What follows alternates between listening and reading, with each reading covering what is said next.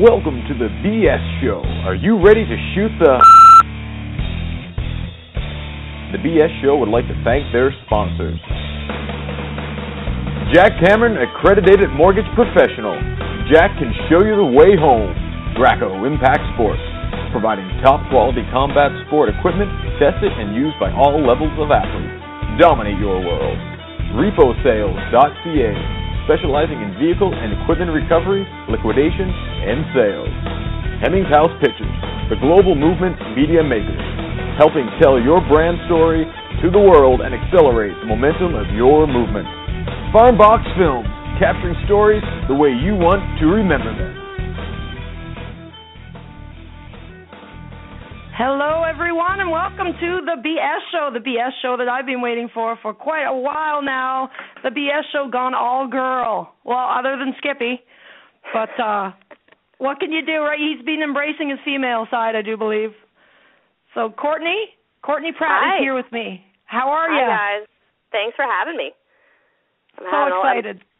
I'm thoroughly excited to be a part of this. I'm excited you guys gave me the opportunity to come in and co-host this all-women's event. So I'm really looking forward to talking with the ladies today. Oh, me too. It's a wicked, awesome, deadly opportunity, really, to showcase some of the amazing female talent that we have here in combat sports. It just blows my mind. I'm so glad that we get to do it.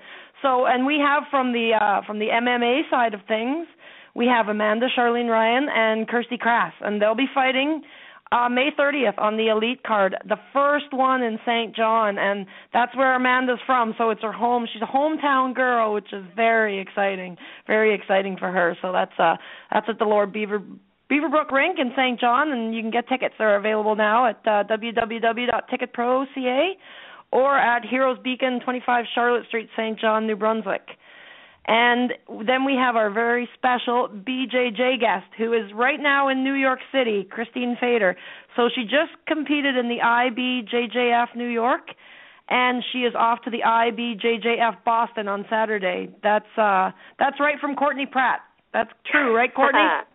Yep, and it was really exciting to actually be able to hook up with Christine in the middle of such a whirlwind kind of tour that she's doing down there. She headed to New York on Friday, competed gi on Saturday, no gi on Sunday, taking away bronze and silver respectively. And then she's training in New York all this week and then off to the Open in Boston on Saturday. So we've got her at a really busy time, which is exciting because it leads up to a lot of conversation, a lot of chit-chat. Absolutely. Yeah, how lucky are we that she's able to make the time and get on the show here to join us? So that's really great. That. Definitely. So I've been on this show a few times and I've told my story. So I think it's time we talk about yours, Courtney. So why don't you tell us a little bit of? I've done a couple MMA fights. That's my story. Yours is much more exciting. I'm not going to hog the entire spotlight, but I'll definitely use the platform to talk about what I love, which is Brazilian Jiu-Jitsu. It's been 7 years and a bit now. Accidentally got into it. Kind of got dragged into a class to be partner with a teammate at the time. He was inviting a girl in to try it, so he's like, "Oh, come in and pair up with her so she doesn't feel all awkward." So that's where it started. That. She never showed up, but I kept going, so that's all that counts, really, right? Absolutely. So that was 7 years ago that you started. Yeah. And was that where you train now? Pardon me? Was that where you're training now? Yep. Well, we're still at Bushido Kai. Okay. Luckily, we've moved into a larger facility, so same club, different location. We've been moving around a bit, so we're now at 6310 Hood Street here in Halifax. So, it's been a really, really fun ride. I've kind of taken a bunch of... Sorry, you've done really well. You have your brown belt, do you not? Yes, yeah. That you got very recently? I did. I just got promoted to brown belt in January. So that was really exciting. Again, it's not necessarily the end result, but it's always nice to feel appreciated that you're getting ahead in things. It's come a long way, and a lot of little battles along the way. in, starting out competing around here. I mean, the girls are going to say the same thing probably with the MMA experience, that, it's challenging to find people to fight, find people to compete with. Right. So way back when I first started competing, there were no girls. My very first competition, I had a really, really rough go of it that, there were no other girls, so I was kind of made to feel a little bad that I wanted to go in with the guys. So I almost debated not competing the next competition because I felt like I was such a hassle that first time. So from there on out, I kind of went, we got to start getting girls involved. We need people, not only for the competition aspect of it, but BJJ is so great for people as far as, just a confidence, self-awareness, and, just overall feeling so much more just confident overall, really. Right. And what you've done from that point, now, where I was talking, I posted up about strong women, so you're you're definitely fitting in that category, because what you did from that defeated feeling and then how you move forward. So what do you do now? Can you tell us a little bit about the amazing open mats and that you have set up? So, ideally how it started was I began a women's BJJ program at my club in 2010. I wanted more girls to train with. I had none at the time. So we started just my women's BJJ class, bringing people in, getting more girls training, encouraging them to, use that as a stepping stone into co-ed classes, etc. From there on out, it just kind of evolved that we started the WTF group. It's women that fight, and it was just an idea that, we bring in girls from all over Atlantic Canada to come together at various clubs across the region and, get together and train just to have fun. I was lucky when I started out training. After a few years, I had some of my best friends were competing as well. So it was nice to be able to, go and compete and not necessarily be enemies with someone that you're competing against, but really respect who you're either winning against or losing against. So I wanted other girls to have that same sort of support group, and it's been really nice because a lot of bonds have been formed that way. Amazing. Yeah, I know I've talked to a few girls that have gone to your open mats, and that's exactly the feeling, right? It's the camaraderie versus the, kill or be killed. It's not that way. So I feel there's much more of an opportunity to learn there. Exactly. And that is the opportunity. Like some girls, they are the only girl at their club. And sometimes, you know what, it's not the easiest sport in the world. Sometimes you get frustrated. Sometimes, sometimes you just don't necessarily want to go forward with it. And sometimes knowing that there's other girls that have done it and have gone through it and kind of had that experience that you can talk with, it's nice to have that. And some girls, when I was starting out, there was a couple of blue belts. There was maybe 2 blue belts, like when I first started. And, as it's growing, like there's a handful of purple belts now. Like there's a brown belt. There's a ton of blue belts. It's amazing how much it's grown. And, again, it's those people that girls coming up can look up to, which is really nice. And, again, if you're comrades, if you're training with these people, even though you're not on the same team, you're still working together for like the similar goal. Right. That is amazing what you've done. And another thing that I really thought was great that you've done is that you moved these around. So your tournaments move around. Is it the entire Atlantic provinces? How do you do that? Well, so we started in, I believe it was the winter of 2012. It started out at Abaya in Wolfville. We've moved it. We've had it at Victory in Moncton. We've had it at Merrimack and Truro. It's been at Wolf Run and PEI. It's also been at Synergy just recently in Fredericton. We've had it at my own club as well. So it's the idea is not that people are trying to recruit girls for their team. The idea is it's non-political. It's about just getting on the mats and training with each other and learning from each other. Like, that's the idea. And also, there's no experience involved, so you can show up and, develop a love from it right from day one. Good. So really as white exciting. belts, we can still show up. Exactly. You don't even have to have a belt. You could be a clear belt and you can come on. Wonderful. Yeah, I love it. I love it's just so female empowering. It's just amazing what you've done. I'm really impressed. So cool, Courtney. Well, it's really exciting, and again, the amount of people that are training, that are competing, it's really exciting. I mean, when I first started out, I was messaging around coaches and different teams and harassing them. Like, hey, do you guys have girls? Like, get them to come out and compete. There's this many girls that are going to be competing at this tournament coming up. Come on out. I could count on, like, I could literally, like, go around each club and count, like, okay, yeah, head count, who was in each club. I can't do that anymore. There are girls showing up to these tournaments. I have no idea who they are, which is so exciting. It's so exciting. That is amazing. That is something unreal. For the sport you've done. Yeah, very nice. Yeah, very nice indeed. It's really good. Excellent. All right, well, I think we have our first guest here on cue for us. It's Amanda Charlene Ryle. She's the local St. John girl fighting on the first St. John card. Are you with us, Amanda? I am. How are you? Oh, really good. I'm so glad to hear from you. How you feeling? Good. Excited. Good. Oh, I imagine you are. Hey, how does the first card in your hometown feel for you? The support from everybody has just been amazing. They're very, very excited to see it. It seems to be picking up popularity almost daily. It's pretty awesome. Oh, that's so good, so good. I know you on a personal level, and I think you're just amazing, so I'll try to keep it. We won't be drinking whiskey on the show tonight together, but... Come on, you said we could. I know. It's unfortunate it isn't. So why don't you give us a little back history, Amanda? Why don't you tell us how you first got involved in the sport? I went for an MRI for lower back issues, and my MRI report said morbidly obese in 4 places.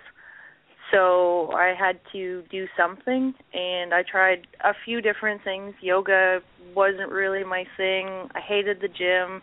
I stepped onto the mat kickboxing and did 20 minutes and puked, and it was awful, and fell in love with it.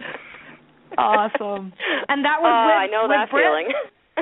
Yeah, that was with Britt. He was amazing. He's where I first started as well, and I know it's an all-female show, but we love you, Britt. Yeah, he's quite an inspirational guy, absolutely. So yeah, the very first MMA in your city. Tell me a little bit more. What does that mean to you? How you feeling about that? I just don't want to disappoint anybody. I'm really nervous.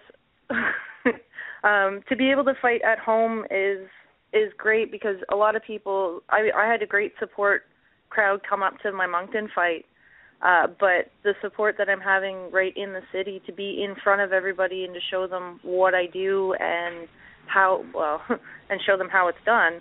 I'm really excited for that. In that more people can come and see it. More of the people that support me personally are going to be able to see it, not from a YouTube video, but actually right ringside. I'm really excited for that. Oh, yeah, and win, lose, or draw, there's no disappointment you can do. I know how proud everyone is and how hard you're working for everything. Considering, why don't you tell us again now a little bit about what happened at the ECC events? ECC, so that was your second fight, wasn't it, the exhibition fight? It was, yes. I dislocated my knee. Yes. Completely. Yeah. You make it sound so nice. I was there. It didn't look so nice. I have no idea. Morphine was great. I can imagine it is, huh? Yeah. So that was. How long did that put you back, Amanda? Well, technically it should have been 4 months, but I was out of the gym for 5 weeks. Well, I was out of the gym and not training for 5 weeks, but I was back into the gym a week after it happened to help with classes, so. Only the sport, I tell you. Only the sport. The life of a trainer, really. Right. That's exactly what it is. Amanda, and I mean, you're saying, you hope you represent. I I mean, I know from just being around, and of course the BJJ and MMA community kind of overlap, and I know how hard it's been to get girls on these fight cards, and to have people matching up. So the fact that you're stepping up and you're getting on these cards and you're showing your face and you're helping create these opportunities for women to get out there and be seen. So I mean, applaud yourself for that. I mean, that's such a big deal in itself. Thank you. Oh, it is 100%, and the next generation as well, right? Exactly. Well, and honestly, if I fight a couple of times and then never fight again, as long as I can help somebody else do it, maybe not fight, but even just get into it and show themselves that they can do stuff. Actually, one of the girls from our gym is hopefully fighting in the June card in St. John as well, so I'm very excited for that. Oh, excellent. Excellent. Oh, that's so exciting to hear. I love that. So that'll be her first fight, correct? It'll be her first fight, yeah. Okay, excellent. So how are you feeling about the fight? How's the training camp and everything going? I'm very sore.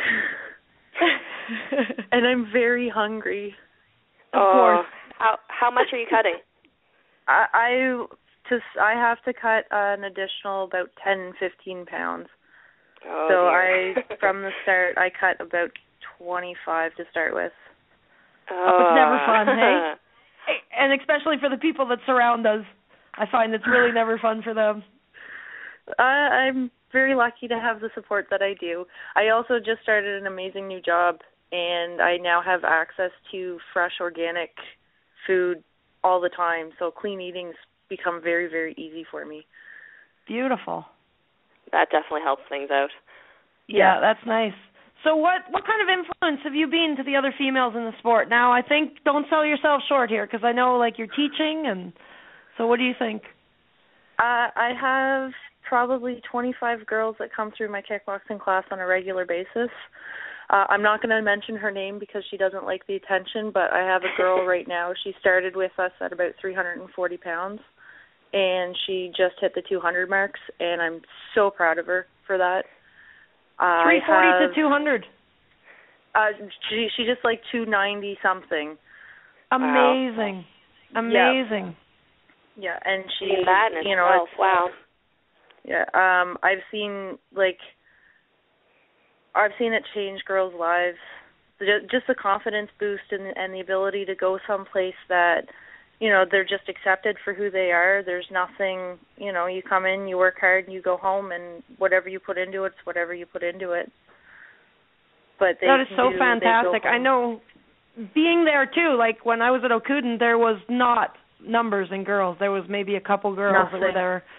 Yeah, occasionally. So what are your numbers sitting at now? I would say on an average class, I have 12 to 15. That's awesome. Fantastic. Yeah, excellent. Amanda, how did you make the progression from it simply being a weight loss goal? When did you decide that, this is something I want to do, this is something, this is my passion, this is what I want to teach, and then to even go into MMA? I mean, that seems like such an extreme, weight loss to MMA. For most people, that would be an extreme jump. What was the big turning point for you? I don't think there was really a big turning point. When I hit the first 50 pounds, I lost 105 pounds for my first fight.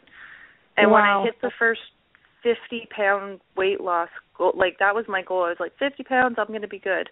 And when I hit that first 50 pounds, it was almost like something snapped. It was, I can do this. I'm going to do this for the rest of my life. Awesome. And then that is amazing. Britt was actually, I wasn't going to fight. I didn't know I was going to fight. And Britt said, put your name in for this. You're going to fight. Here's keys to the gym. You're going to teach. So. That's Britt. Sometimes that's what we need, though. Sometimes we just need that extra push to know that, we can do it. As females in a male-dominated sport, martial art, whichever, sometimes we just need that extra push to be like, I have that talent. I can help these people, regardless of the gender. Yeah, and what a good point to bring up too. Really, the men. There are some amazing men, obviously, that are helping us as well, that are helping grow the sport for women. It's not just women, so hats off to them for sure as well. Definitely. Absolutely. I know my guys at the gym kind of sometimes don't know what to make of me, but they support me too. That's exactly what it is to have the men that kind of give you the push, that give you the confidence. Yeah, I couldn't agree more. I know when I'm training right near the fight time, I'm absolutely emotional roller coaster on a good day. So during the fight, it's absolutely insanity. I know I'm laughing then crying in the gym, and they just put up with it, right? They're just it becomes family no matter what. So yeah, it's nice to have that.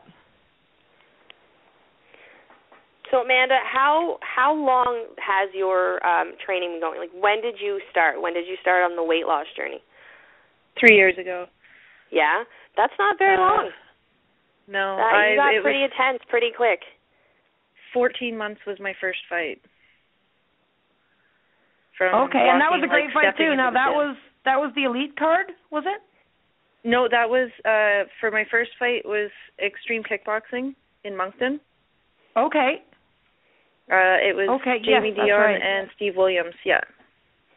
That's right. Yes, that was a great fight as well. Amazing. You just knocked her out of the park. I know I'd actually came and seen you in the dressing room when you were getting your hands taped. And you're focused. It was great. What's the tattoo that you have on your leg there? It says Kickboxer. Okay, when did you get that put on? Last summer. Okay, that's awesome. So yeah, you've embraced it. Yeah, well, it's part of who I am now. It absolutely is. Hey, so do you think that's made you like who you are today? Do you think that's really that this has been a huge part of your empowerment? I think if it wasn't for kickboxing and it wasn't for finding something that I absolutely loved, I was told when I was heavy I had about 4 or 5 chronic diseases and illnesses, and that I would die by the time I was 30. Wow. And now? Now I'm going to live till 85, and I'm going to kick butt doing it the whole time. Atta girl. That is awesome. And for you to come on here and say that, the encouragement is just phenomenal. I just love it. Now I'm I'm going to call myself ignorant because, again, some of the MMA cards I don't necessarily get to. Amanda, you had said the ECC card, it was an amateur kickboxing bout, right? How many MMA fights? Sorry, the ECC card was an exhibition match. Okay, but it was kickboxing, yes? It was kickboxing, yes. Okay. So how many MMA fights do you have under your belt, like amateur or anything? None. This will be my None? first. Oh, awesome. So that's exciting. Yeah. So have you been doing a lot of ground training then lately? A lot. There's a couple of huge monsters in at the gym, and I think they just sit on me for 3 hours, and I'm exhausted by the time I'm done. The way it should be coming off. Yes, I find that. Hey, we do have some size issues. Sometimes it's wonderful to have those training partners, right? And sometimes when you just can't move, you really wonder. They're just sitting on you and hitting you, and yeah, if you can keep your shit together there, really, that's another test, I guess, isn't it? It's something. Yeah, it's fun though. It is. Even though it's hard and I'm sore and sometimes I'm crying and I don't like it and I just want to go home and quit, at the end of the day, it's still fun. That's what counts, right? That's what it is. If you can still have that feeling and still love it and still keep that passion for the sport, then you're in it to win it. Absolutely. So your jiu-jitsu is not Brazilian jiu-jitsu, correct? I started with Japanese jiu-jitsu, and we've been picking up in our MMA classes techniques from, I have a judo guy that's been helping me quite a bit, a wrestling guy, a Greco-Roman wrestling guy that's been helping me quite a bit, and we've kind of been learning some Brazilian jiu-jitsu techniques to mix in with it. Awesome. How have you been liking the judo and the wrestling? I just did a wrestling class tonight, so I'm super stoked because cool. all of the other wrestling techniques coming up. But how are you liking the difference between the wrestling and the judo? I hate the judo because I get thrown a lot. A lot. The floor and I have become good friends. Yeah. But I'm enjoying it too because it's a different way of moving that I'd never been able to do before, and the wrestling hurts my neck a lot. Oh, does it? Yeah. You get that soreness there, huh? Physio becomes your best friend. That's great, though, how diverse, right? Like all those opportunities, and there's the more support, right? Like the guys that are coming in and teaching there. So are they kind of permanent fixtures in the gym now, or? They are, and I hope they stick around for a really long time. They've been just amazing to work with. Oh, that's great. So a lot of people have had the opportunity. Well, people that go there are getting the opportunity to work with them. Yeah. Fantastic. Yeah, that's really awesome. Glad to hear. Well, it's been awesome speaking with you, Amanda, and I will be there. I cannot wait to see. Thanks, Wonderful. Amanda. Wish you all the luck, ladies. and have a great the rest of your training, and I'm sorry you're hungry, dude. That's okay. Okay, Good luck, take care. All right. Thank you. Okay, Bye. you're welcome. Bye. Oh, that's great. I cannot wait to see this fight. It's going to be amazing. It's going to be so cool.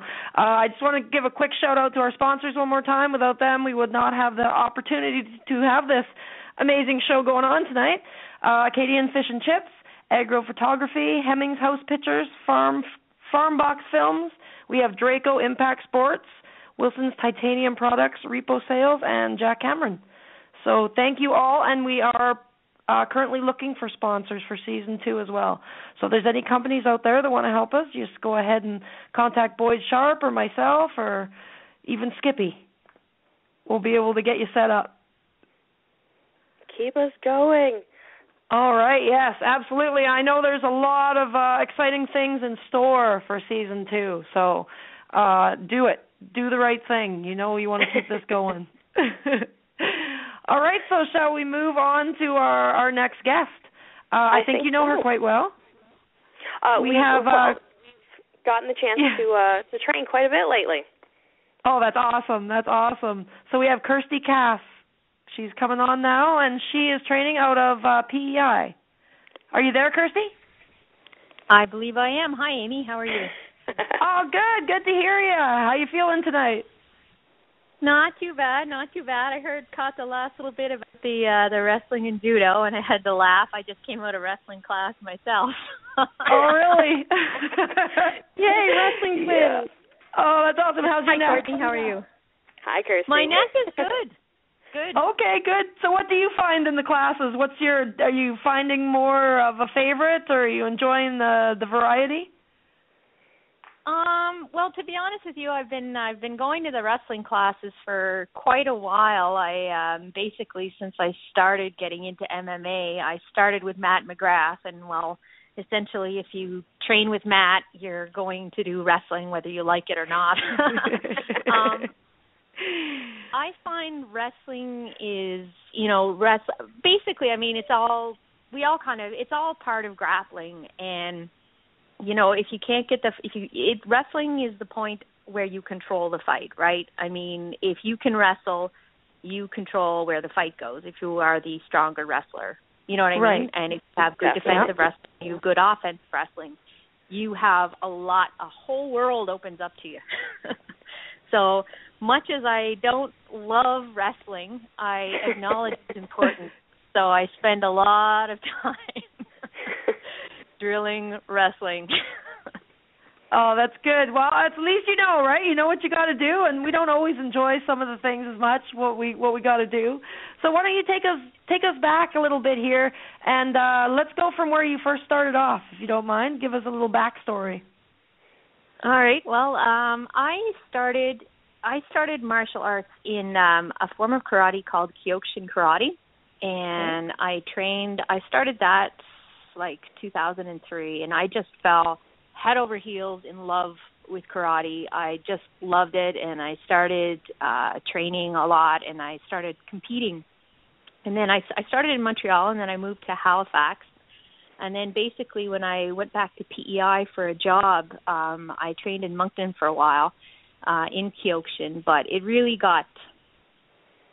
just got really difficult to travel. I was traveling to Moncton basically 4 days a week, so that wasn't working out. And I started looking for something in PEI to do, and I started training with Matt McGrath, actually, in MMA, and basically got an introduction to grappling, a fairly shocking introduction to grappling. It was pretty intense. I mean, on my first day, I think I rolled with Matt, and he's a bit of a beast.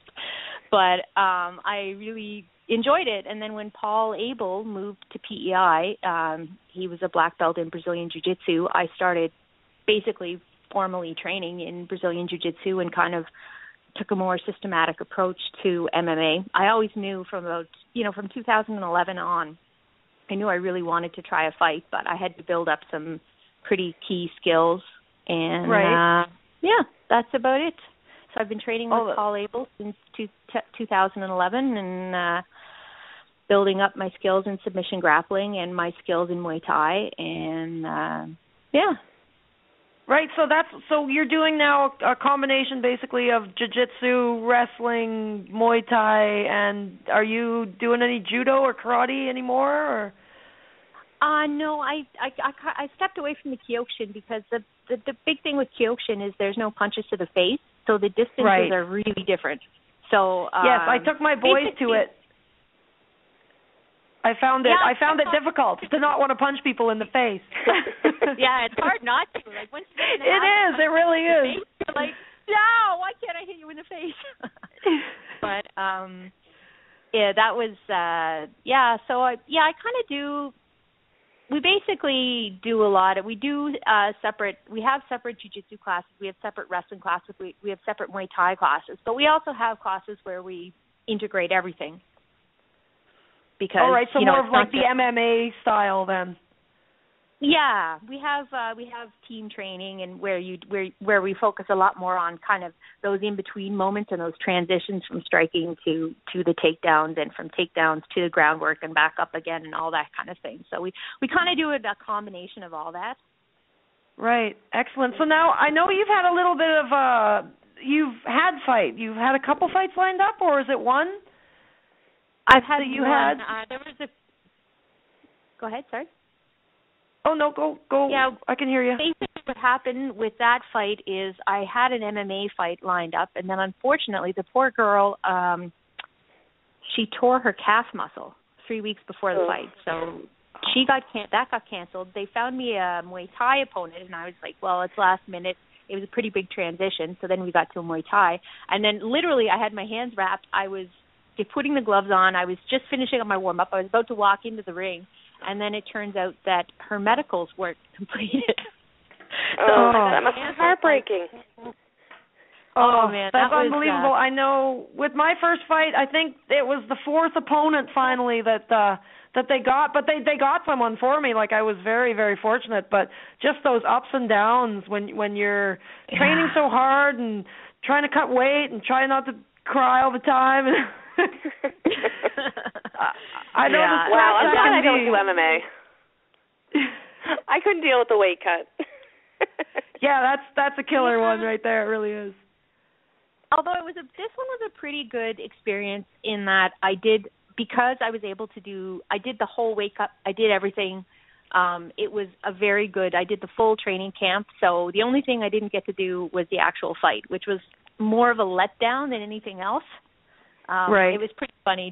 Jason Sago was in my corner, and Paul was in my corner, and I kind of had this huge adrenaline. Like I had nowhere to put I had so much adrenaline built up, and I had nowhere to put it. And Jay's like, "We'll go outside. We'll have a fight. We'll go fight. We'll go fight outside." Well, it is though. Your team works so hard and builds you up, get you so pumped and so in the zone, and you're just ready to kill a bear. And then, I couldn't imagine trying to basically come down from that, right?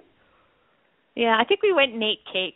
Oh, that'll do it. With how we best way. No, Now, Kirsty, you and I have gotten a chance to train together, and of course, I know a bit of your background. What do you find? And I know, again, through chatting, that you've competed quite highly in karate. What do you find the big difference between, competing and being competitive in that aspect versus, doing these MMA fights?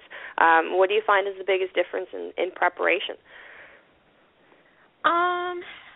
Biggest difference in preparation. To be honest with you, it's kind of, the intensity is the same, but the techniques are so different. I think the biggest difference between preparing for a karate tournament and an MMA fight, and this may change after I've had my fight. It's the breadth of knowledge you have to have, right? Because the thing with MMA is, in karate, it's kind of, you have your punches, your kicks, your blocks. It's pretty, you sort of have a pretty straightforward game plan, right? Whereas in MMA, anything can happen, right? You don't. True. Yeah. You don't necessarily know what her game plan is, where she's going. Is it going to stay up? Is it going to go down? You have to be ready for all these contingencies. And so I think probably the biggest difference I've noticed is you have to have such a broad base of knowledge, and you have to be able to apply that so quickly and, just have a sense of where the fight's going. And, a lot of that, I think probably the biggest thing is, learning to read the opponent. You have to be much more savvy as to where the opponent's moving and what's moving and where they're going. And kind of more observant in the game plan, I guess. Yeah, and just really being able to read your opponents really well. And the other thing that you have to train a lot harder to get out of bad spots. You know what I mean? You have to really focus on, okay, what position am I in? What do I need to do to get on top and get on the good, get a strong position from here? And you just have to, it's just such a broader, like I said, just a broader base of knowledge and experience. And fortunately, I'm really, really blessed because I have an amazing team. Like, I just have such incredible coaches behind me, not just, Paul Abel's amazing, but I also have, Jason Sago and Matt McGrath and Morgan Rhines and Sean Wallace and, and Lenny Wheeler's in town right now, so he's been working a lot. We've been doing a lot of drilling with him, and it's just amazing. They just spend so much time with me. I honestly just feel incredibly blessed. Sometimes I feel less blessed because they work really hard. And sometimes I'm like, okay, enough already. The talent that's coming out of Wolf Run MMA, and it's amazing. Like, even the last fight here, Adam was just crazy.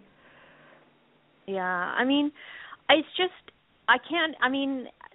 just can't believe the level of skill that comes out of, we're not a big academy. We're just a little academy, and here we have, a Hoyler Gracie, David Adib black belt who's running everything. And, Paul has professional Muay Thai fights. He has, he used to compete in the bare knuckle tournaments way back in the good old days. Like, he knows everything, right? And then we have a UFC fighter. We have a fighter who holds 3 belts. And then we have, 2 to 3 pros working with us and good amateurs. And, wrestler, we have nationally ranked wrestlers. And it's just incredible. Amazing. Incredible. Yeah. Well, it's about damn time you're fighting then, isn't it, really? So how about the female population in your gym? How is that looking? Are things increasing? Are you growing there? We are. It was always really difficult because I've always sort of been the only girl, and it was really nice. Bill McIsaac started training quite a bit. We have about probably 5 women now who come to the jiu-jitsu. We can't get it's hard to get women to kind of get into the. We have a lot of women who will do the Muay Thai class, but they're just sparring's not really their thing, and that's cool. Right. Our philosophy is, you you come and you train and you do what you want, and it's, we're not one of those like, you must kill, you must spar. Right. You let people do their thing. Yeah, so it's great. We're definitely getting. Actually, I think we have 6 women doing jiu-jitsu now, and then we have probably out of Jason Sago runs a women's boot camp, which is kind of a mix of Muay Thai and yoga, because Jay is also a yoga instructor, believe it or not. And they come in and they do the Muay Thai, and then some of them have come into the jiu-jitsu. So, we're growing. I don't know if anybody's really that keen on fighting, but I think we have a couple of young girls. They're kind of in their late teens, early 20s, who they kind of seem like gamers, and I think give them a couple more years, and they you might see them on the scene.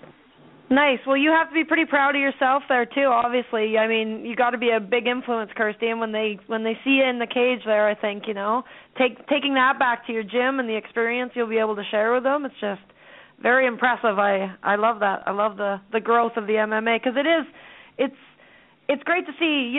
It's great to see Muay Thai increasing. It's great to see Jiu-Jitsu increasing. But for me, I love to see the MMA because it is so diverse and there's so much more to the whole game plan. I like to see that increasing for the women out here. Me too. I would love to see more. I think a lot of women, and I think too, I mean, when you look at, how jiu-jitsu has increased across the Maritimes, there's so many more women doing jiu-jitsu. And I mean, I think we have to credit, sorry, Courtney, I'm going to make you blush a little bit. I think we have to give you props for that. Absolutely. Open mats and things. But I mean, I think we can grow MMA for women across the Maritimes. Like, there's not that many women who are doing it right now. And, I think a lot more women would like to try it, but I think there's kind of that intimidation factor, like, oh, I have to train with the guys, and I'm not sure, and I don't know. And, I think we can hopefully, as more women come up and, do fights, and they can see, okay, yeah, this is something women can do, and, they're not they're not crazy, they're not some kind of fiends, they're just in there training and having fun and going in and giving it all right. they And got. I think with the women we can do it with a little more class. How you say? I hate to do this, but I have to do a little bit of women. Women are better thing. I find that my last MMA fight didn't have all that trash talking and a lot of that stuff that you see. No, I think we can be supportive. Like, I mean, I don't know. I certainly don't need to get into an angry place to fight. And I mean, I've done my research on my opponent, Amanda, and frankly, she seems like a pretty cool girl that after the fight I'd love to hang out with her. You know what I mean? Like, there we go. That's exactly the idea of growing it. Yeah, that's perfect. That's the attitude, and I love that attitude that we can bring to the sport. To show that way, and it is. It's just amazing women wanting to do their thing and doing it and still having the peace, right? But it doesn't mean that there's going to be boring fights. Like, for example, Courtney and I, when we get together and roll, we go pretty hard. But we do, and it's nice to have that opportunity again, and that's when the open mats kind of help out there, because we can, go with the more experienced people. And I think your idea of having something along that lines for MMA is definitely beneficial, because I'm sure there are girls that want to do MMA but possibly get queued up and there's no one to fight, or hearing how hard time people are having at fighting and getting opponents. And again, it's going to be people just keeping on trucking forward and really speaking up for women in MMA. Absolutely, I think it is, absolutely. I think shows like this are really, bringing attention to the fights, and I really hope that, when Amanda and I go and fight, hopefully we can inspire. I mean, frankly, Amy, I was really inspired when I saw your fight. I was backstage at that show, second fight, I believe it was, and it was really inspiring to me to watch you fight. So, it's just great to have that opportunity, and, I've just gotten so much support over this fight. It's, it really helps me feel confident and like this is a good thing, and it's something that people want to see, and hopefully other women can see it and say, that's I awesome. want to do that. Yeah, I really appreciate that too. That means a lot to me because I know that I felt the same way. The amount of support I had for my last fight was just amazing. The whole province or the whole Atlantic got together and showed me the love. So it was amazing. Yeah. It really was. And it's been great having you on the show. I hate to say goodbye. Well, we need to extend. See you at the fight.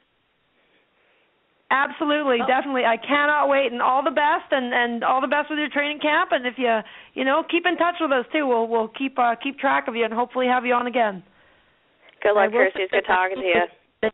Good talking to you. Take care. Thanks a lot. Bye. All right. So the next guest, I'm going to let you have the honors, and you can do the introductions, Courtney. I know she's near to your heart. So our next guest is going to be Christine Royal-Fader.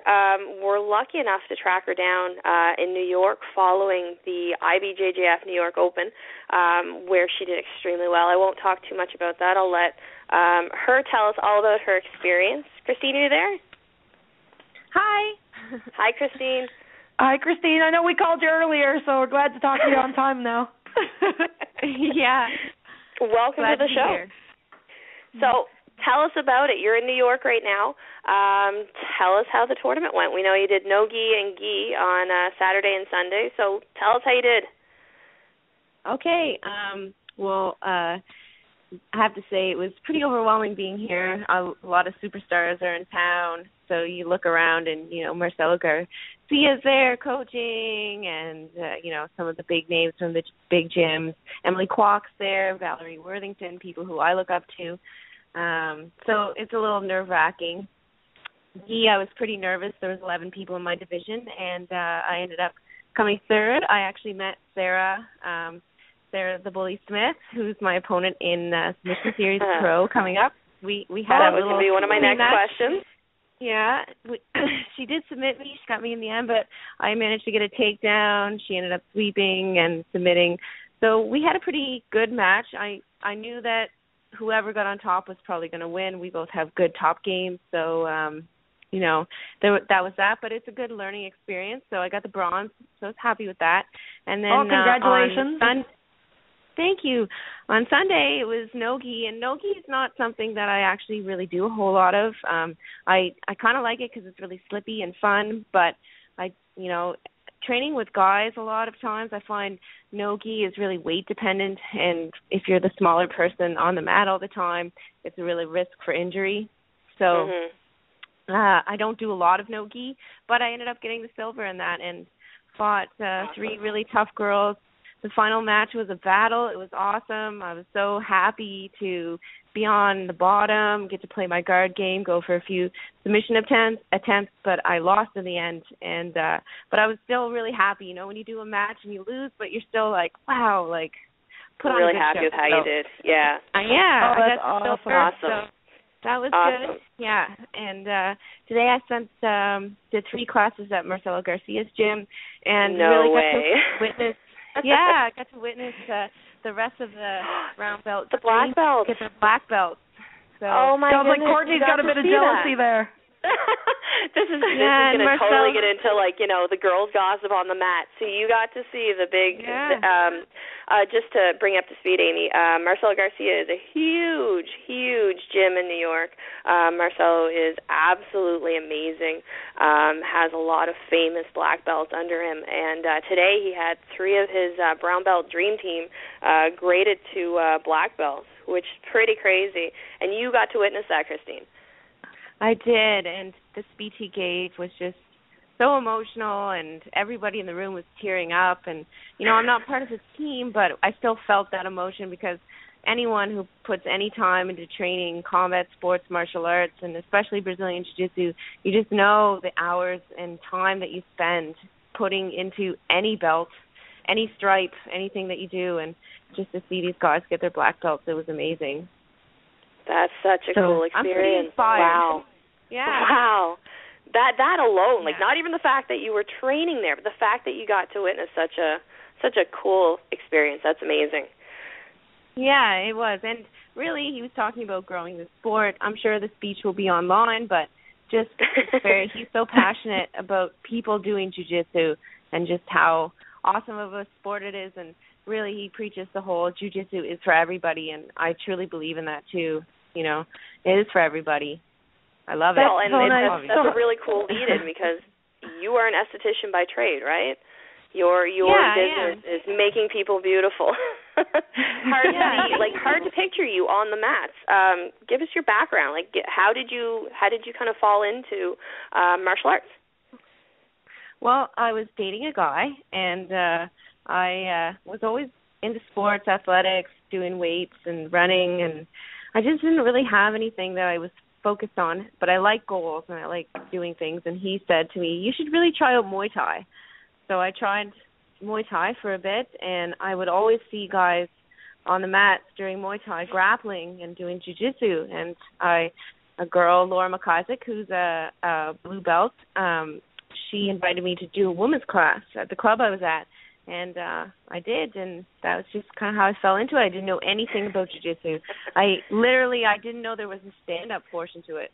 Like, when I did my first tournament, they were like, "Yeah, you know, you have to start standing." I was like, "What?" I thought, yeah, well, they don't show that in the pictures, do they? So no. So that's a hard reality. It was very hard, and I had to start from like learning everything. I didn't know any of the language. I didn't know anything. I watched a little bit of UFC, so I knew a little bit about submissions, but like I didn't really even know the point of anything. So it's been a long road, a hard road. Amazing. But so how long has your road been? How long have you been involved in the Brazilian Jiu-Jitsu? Since probably about 2.5 years, but it's something that really spoke to me. I think the thing that I love most about Jiu-Jitsu is really the harder you train, the better you get. With a lot of sports, like say track and field, your genetic potential really limits you to how good you can get. With Brazilian Jiu-Jitsu, I think you can figure out a game plan for any body type, strength, anything that, like, it is for everybody. So the harder you train, the better you can get. And that's really rewarding because, you know, I do put a lot of mat time in. I'm not naturally gifted, I don't think. I'm a bit athletic, so, you know, I'm strong and I have cardio, but, you know, the techniques and things don't come easy to me a lot of times. So, you know, I put my time in, I do my reps, and I get better. That's really rewarding. And that's awesome. So you work for it. I do, yeah. Not like I'll never tell anyone that it's easy. You know, it's rewarding, and anything that you get on the mat, like I never submitted anyone for a year, ever. I would go for submissions. I couldn't get a submission, not with any of my training partners.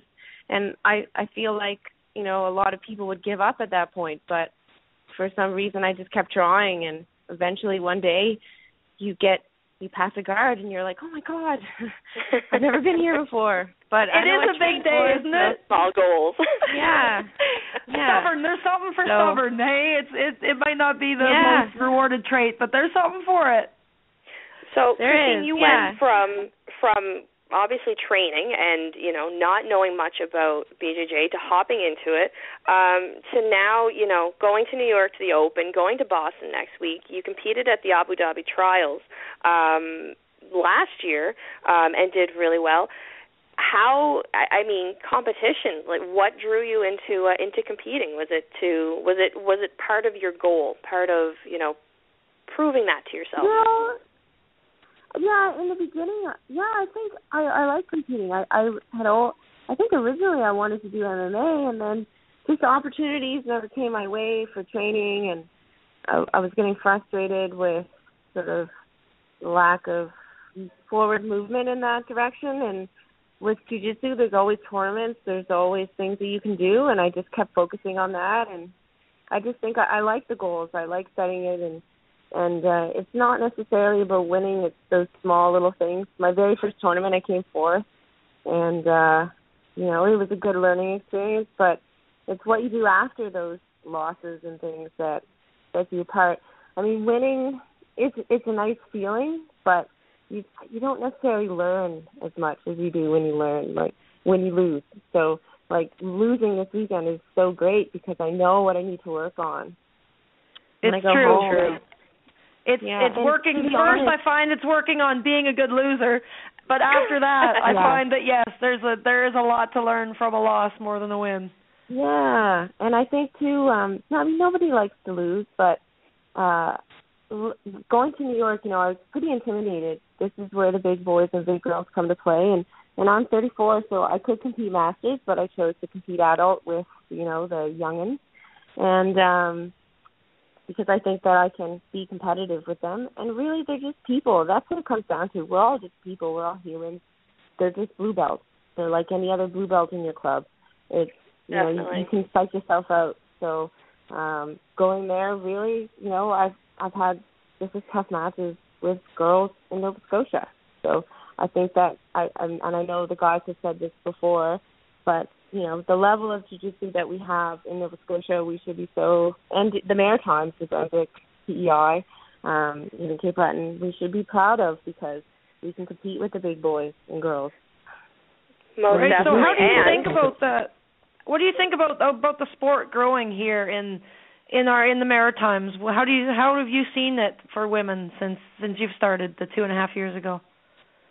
I think it's awesome. I think that more and more women are trying it. I think that when women see just normal people, an esthetician do it, I talk about it with a lot of my clients whether they want to hear about it or not. But I love this. I love this. I didn't know this part about you. I love it. Yeah.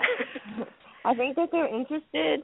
For me, I love the technical side of things.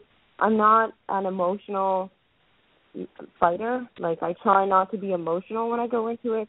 I love technique, and I love getting in there and doing the technique. I don't like hurting people for the sake of, hurting them. I don't know if that makes sense, but I'm not like, I got to get angry to fight well. No, I just need to go in there and do my job. If I'm emotional, I actually won't do as well. Yeah, no, I think we had a similar discussion with Kirsty just a little while ago with her MMA fight. The same kind of thing. Like, she was talking about how she's done her research on her opponent and she thinks it'd be cool to hang out and have a drink after, right? I don't dislike anyone. I also don't really want to like them too much either. It's like a job. Like, it is what it is. It's got to get done. Let's go do it. And then after, it's great. But beforehand, I need to focus. Yeah. But in terms of women doing the sport, I love the women's classes that are out there. I love that there's exposure. I wish that it's hard because no one's ever going to know your own journey.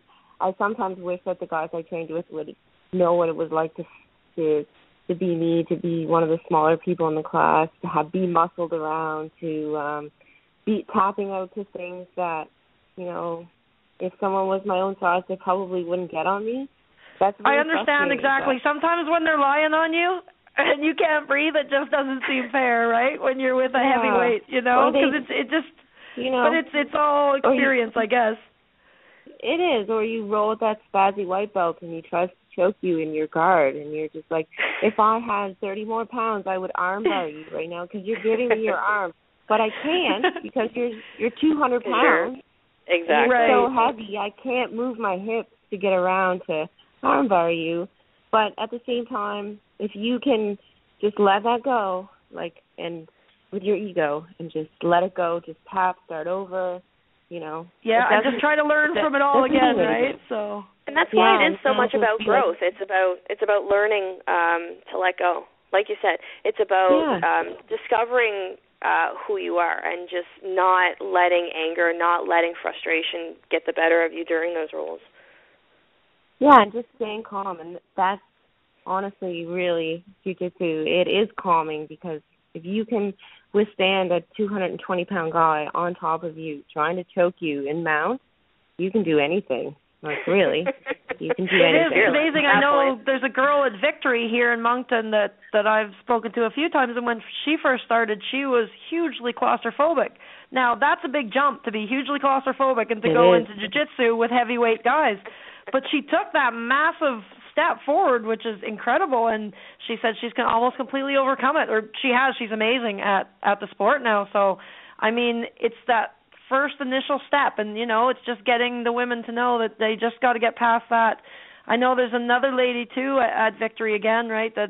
That's a bigger girl and has had a great weight loss success starting with it, and it's just amazing to see her. She had started in just a woman's self-defense kind of class and has now moved into the full-time classes, and it's so inspiring to see that. I love to see any of the girls like that. And I think competition it's an experience everyone should try. It's not the be-all, end-all. If you don't win, you don't win. I mean, competition in itself, I was actually talking about this with my teammates today, is a skill in itself. You train jiu-jitsu, but you're not automatically going to be good in competition. So, definitely. I mean, you have to train to compete, and the only way you can do that is to compete. And coming down here and doing 3 tournaments in a week is amazing. I mean, even the second day, from my nerves from gi to no gi, totally different, because you're a competitor. Just the environment. Yeah, and just also just that experience, being on the mat, being in front of the referees. They speak Portuguese, and you're not allowed to talk, and you have to bow. There's a formality to everything, and there's just a certain way things run. And once you understand that and that becomes comfortable, it takes so much pressure off of yourself. Okay, now speaking competition, we gotta get into the Submission Series Pro. So July 20th at the Bellarose Center is the second edition of the Submission Series Pro. You and, as you spoke of earlier, and Sarah the Bully Smith are going to be the first lady showcased on what I'm assuming are going to be many more shows to come. Kat Clark has done an awesome job setting these up. How does it feel to be the first women on this event, especially with all of the news coming up, with Hella Gracie talking about Metamoris and why they haven't had women on their card since the second one? Yeah, I'm honored, and I feel the pressure to put on a good show. I want to. So hopefully we will. It's kind of annoying that is it Halifax Gracie? I'm like, how do I Halifax, yeah. It's BH, right? That he doesn't want to put the women on the main card. I think that female athletes are, our game is different. Our bodies don't move the same way. We're more flexible, but our games are just as dynamic, just as interesting. I mean, we're still valid. Just because we're a different sex, it doesn't make sense to me. People want to see those matches. I know they do. And that's a really unfortunate situation. I don't know how the rationale works at all for that. That's hard to understand, especially when it is growing and there's evidence of it growing, and the fact that the fights are equal. I mean, they're just equal, as competitive. It's just the same. It's the same skill level. It's the same moves. It's just a different person doing them, different weight class. I think that's a shameful thing. Insinuating that women are just not taken as seriously unless they're attractive, unless they're someone to watch, a pretty face. I think that was probably the most. I mean, for me, it was one of the most frustrating parts about it. They're offering some people an exorbitant amount of money, to sign up with Metamoris, the exclusive contract. Some obviously aren't making as much money, but still now they're claiming, okay, but we can't have, women on the card because, it was cute. We gave them a chance. That was a great fight. Michelle Nicolini and Mackenzie Dern. It was a fantastic fight, and they have so many more women, so many more talented women that I would love to see matched up. It would be phenomenal cards. I know, and I think that as an athlete, as a person who trains, I'm in the gym just as much as any man is. Actually, sometimes more. There's only a few guys that I could name off that train more than me, probably. But I work just as hard and, as any guy. Yeah, it's a real slap in the face. And it's just we're all people, and I just think that it's a chance to be forward thinking and to give people a shot. And I know the sport is still growing for women, but there's so many great superstars out there. I mean, we could just make a huge list right now if we all put our brains to it. Absolutely. But I mean, I think Kat is going in the right direction. I'm honored to be, on the card, especially as a blue belt. but I think that, we can bring it. I'll definitely be training for it. 15 minutes is a long time. I'm going to need that open mat just to get some practice with women, and, it'll be fun. I'm hoping it's just going to be a really fun, awesome experience, and I'm not going to leave anything behind. I'm going to leave it all on the that's stage. Fantastic, Christine, and we will definitely be catching up with you after and hear some results. So I hope you'll join us again to fill us in. I will, for sure. Excellent, and thank you so much. It's been a pleasure to talk to you. I can't wait to meet you in the real world. Yes, and good luck with you. Are you fighting again, or? I'm considering it right now. I have young kids and a job, and the way it is, right? Yeah. So I'm back and forth every 5 minutes. Yeah. Well, thank you for having me, and Courtney, I'm sure I'll see you on the mats or at Avaya tournament coming up soon. And good luck in Boston as well. Keep us updated. Thank you. Let us know how it goes.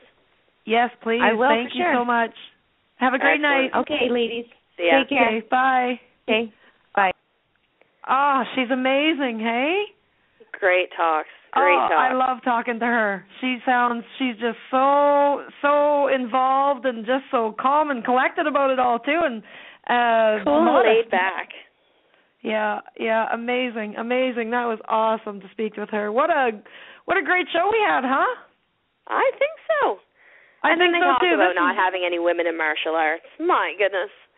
Yeah, what a great start right there, and we have so much more material to work with. Not that we're hinting, or anything that we're going to do this again, but I believe we're going to be doing this again. For it.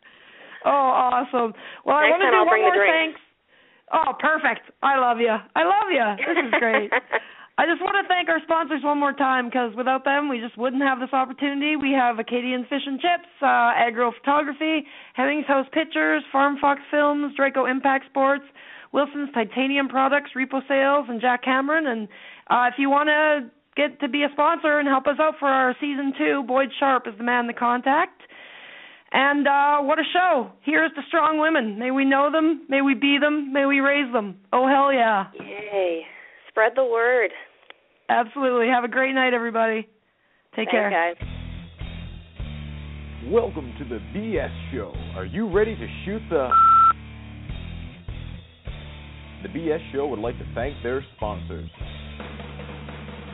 Jack Cameron, accredited mortgage professional. Jack can show you the way home. Draco Impact Sports, providing top-quality combat sport equipment tested and used by all levels of athletes. Dominate your world.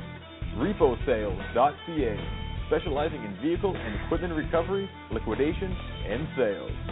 Hemmings House Pictures, the global movement media makers, helping tell your brand story to the world and accelerate the momentum of your movement. Farm Box Films, capturing stories the way you want to remember them.